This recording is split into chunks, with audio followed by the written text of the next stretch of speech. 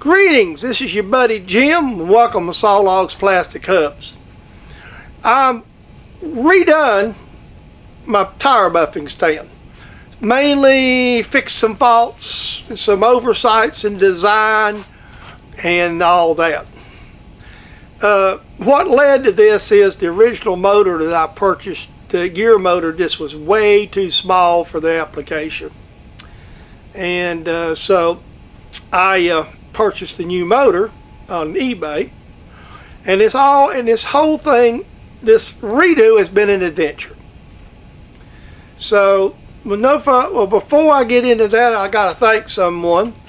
I have a friend here locally, Robert Lark. He's really good with electric. He's a good electrical man. He's got a really nice home shop over here near me. And we become friends. We actually met through the message boards, the home hobby machining boards. So he's been a really good resource, and he sure really was helpful in this project, getting this motor running. So I want to thank him again. So what we've done is we've got the motor, we've got installed a capacitor start motor, got it wired. We got a container to keep the electric sort of out of the way, added a switch, modified the shaft because this motor's bigger, fixed the problem on the threaded end. I was plain goofed. So we just kind of updated this thing and got it practical. So I'm going to let y'all see what we did to patch it, get this fixed up, maybe my shortcomings.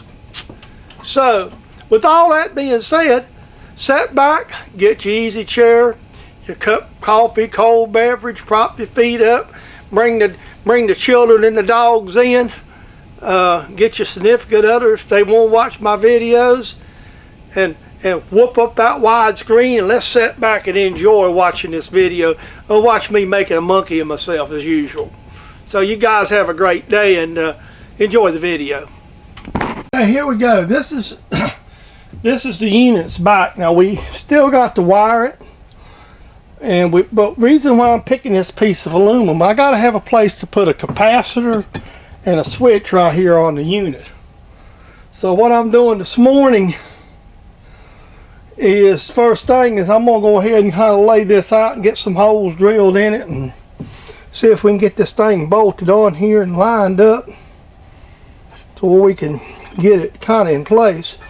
I think what we'll do is, my idea is put the plate on it that's going to mount to the engine stand, and this doesn't have to be like 90 degrees, and then that way we can put our flip switch in the top here for our power. Or this won't be the top, it's actually top will be right here. So we'll just see how, but this is kind of going to be the best answer I've got right here. And just use this as basically as a container for it. So I'm going to get me a transfer punch holes, a couple holes. I already transferred them now.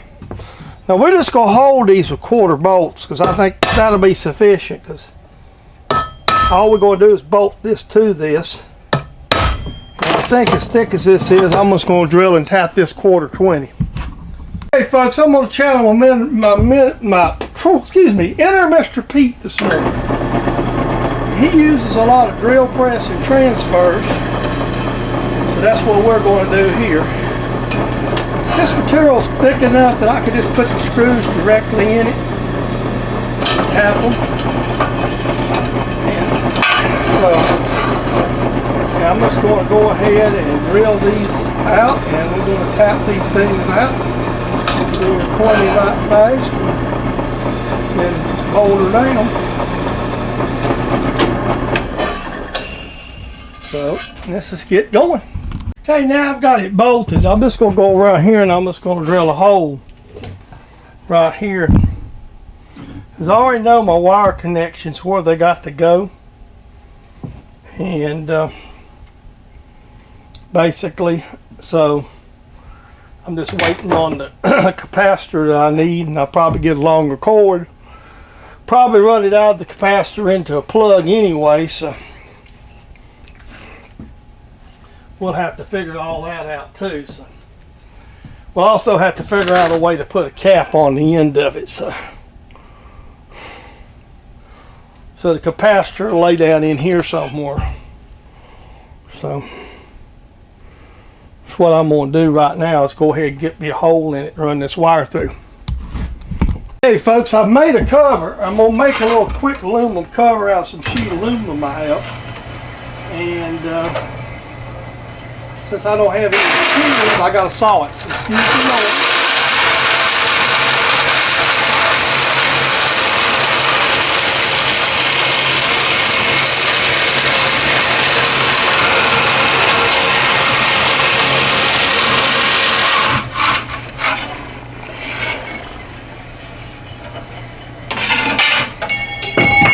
And drop it, which is good. I'm noted for dropping stuff. And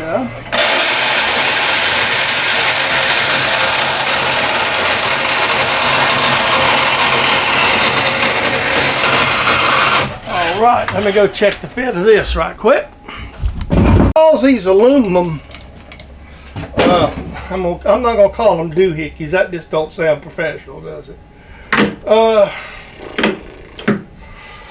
Because these aluminum fixtures in this thing, I'm just going to face this off right quick. Turn this down out of this piece of gallery. And we're going to make two little plugs to drive down inside of the plates.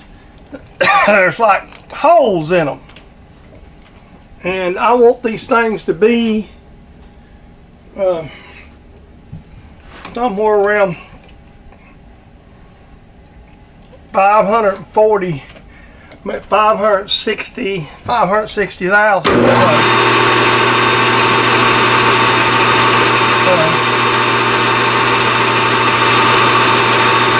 I'm just grabbing a piece out of my pile here. So I'm just turning me a place to get a reference. Then we're going to measure it.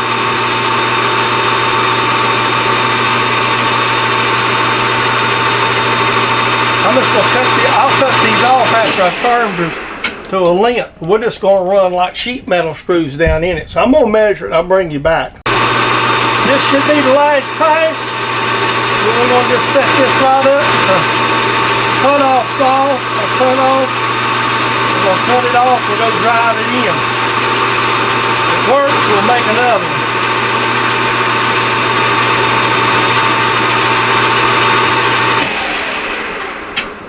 one. Make sure that's what I'm looking for. I'm looking to be a little bigger than the other, yeah. Because this is going to stretch, and I want this to drive in pretty hard. We're going to run screws in it anyway. And what we'll do is we're going to run wood screws down in it. So this is just a fast job.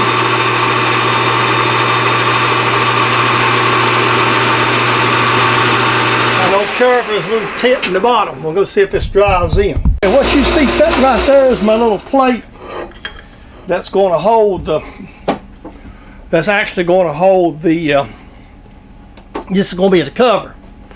Now I'll show you in a few minutes how the plugs look. Basically I'll just lay this out. We're just going to use like wood screws, something, you know, like something like you'd put in your deck or something, just to hold this to cover it. So that's all we're doing, just drilling a couple quick holes in it. Hey, now you see what I did. I just dropped this dowling in there. Now all we got to do is mount the screws to it. Hey, now you see I've just got that covered. That's all I need, is just to cover this plate up, so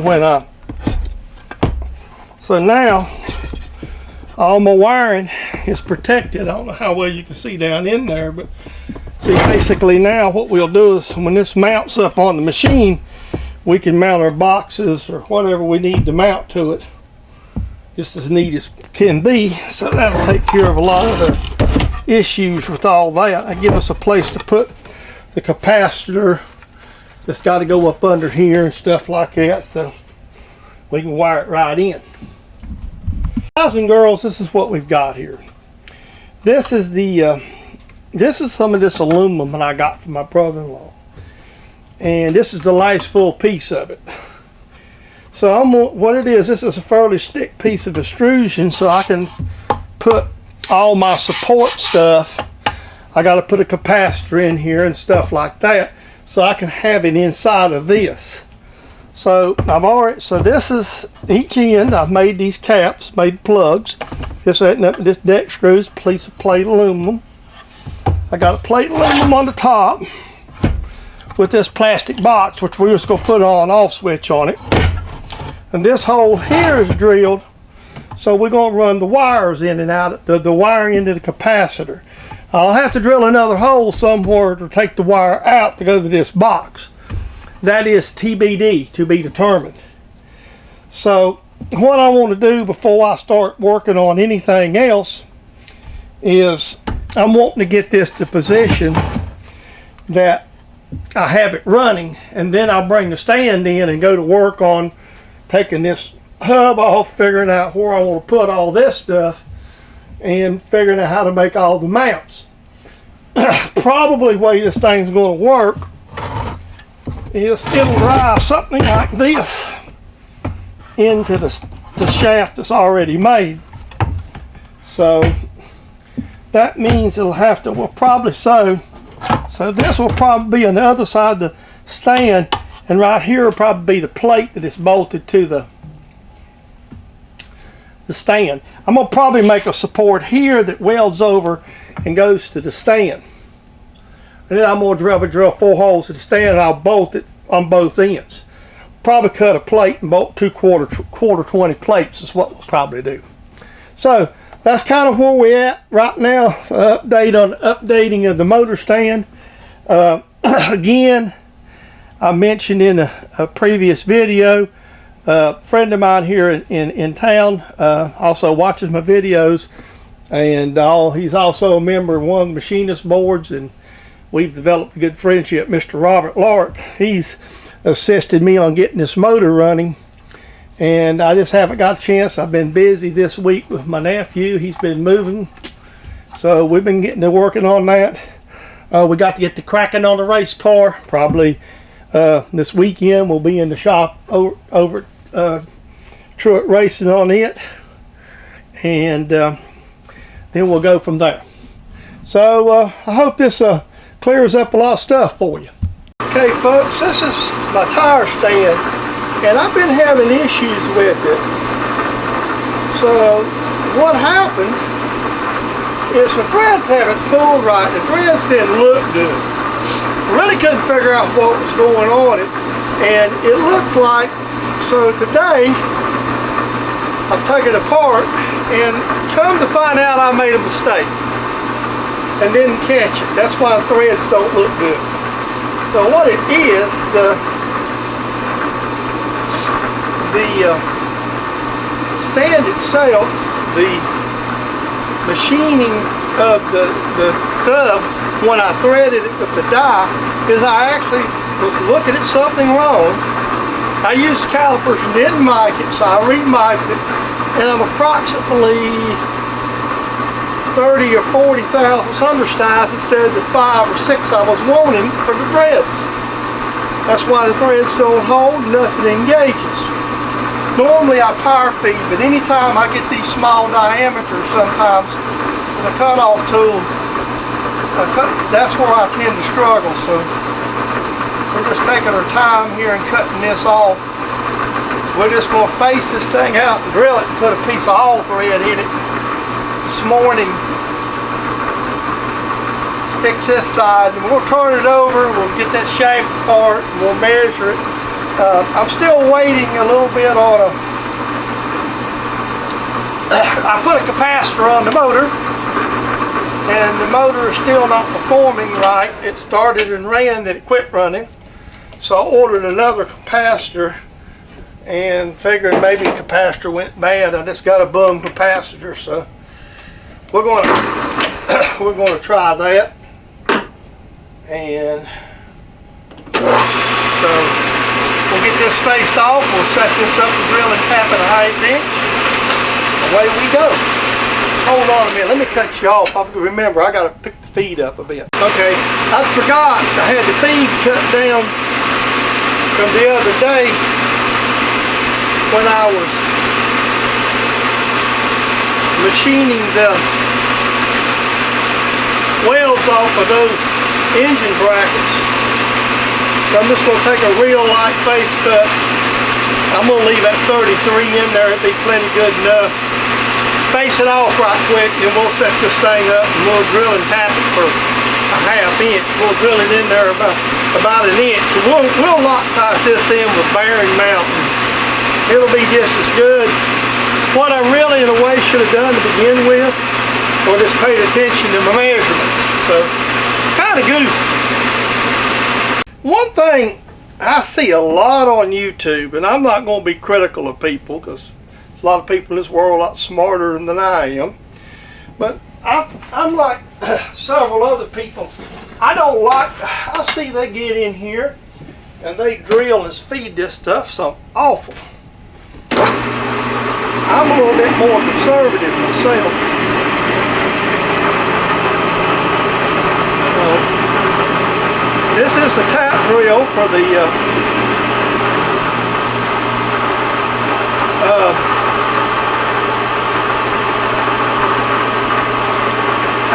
13 rod that we're going to thread in.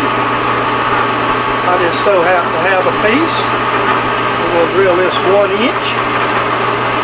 I tend to be a little more conservative in my speeds, and a lot of people, I don't really look at charts. Well, let me set this. I did not set my travel enough, so I want to be at least, I gotta go about 200,000. Around 1 inch deep, because I want them threads in there good, so. I didn't set this. I should have got my other indicator. Unfortunately, my batteries died on my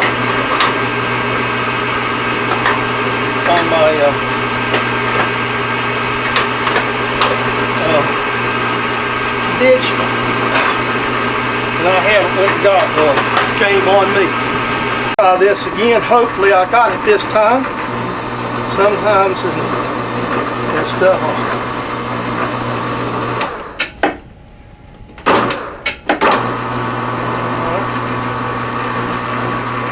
that's a good tap there. That's good and deep. Oh yeah, we're good. That looks good, boys and girls. Okay, with this unit that I made, a commercial unit that's similar, that's basically with no attachments, retails for about $1,100 something. There's several, 3 or 4, 5, 6 different companies that make them. And then they do have attachments where you can put siping and tools to do all kind of other stuff. We're not allowed to do that to our tires. Basically, all we're just allowed to do with the tires and classes that we run in is more or less knock the tops of them off a little bit with the sander. We're not allowed to sight the tire. We're not allowed to groove the tire. None of that stuff. So, and if you do want to needle it, you could take the needling tool and hold it in there with your hands, I guess, or we could build something to go on it. So the total cost involved in this thing is, this is basically scrap material. The other plate was scrap. Whatever piece of threaded rod, the dowelring was scrap, was pieces I've had basically gift. The engine stand was donated. So the biggest cost I've got in these things is I've got 2 motors. I've got about $150, maybe $175 in motors because I bought the wrong one. This one's like around $100. And then I've got a $15 capacitor, and regular light switch. Drop cords were salvaged off of old tools that's being thrown away. And the same with this aluminum box here. It was a salvage item. So for under $200 in materials, I've got one, and that's counting me making mistakes. So I think I done good. So I hope you enjoy this. We'll put this in something. We ain't figured it all out yet. Okay, I hope you enjoyed the video. I apologize being a little long-winded on the start there. That's kind of, sometimes I get that way. Folks, this has been a project that I put a lot of time and effort and made a few mistakes on, and I just really kind of wanted to share them with you. Anytime you're trying to create something out of thin air, it becomes a bit of a challenge sometimes. I want to encourage you, if you haven't already, please subscribe to the channel. We like to grow. Even though we're at the 1K mark, if you notice I haven't done any monetization. If you stop by, no ads. That's been my promise, no ads for a while till we get to a point that I'd get enough revenue a month that it'd be worth it to me and worth it to you.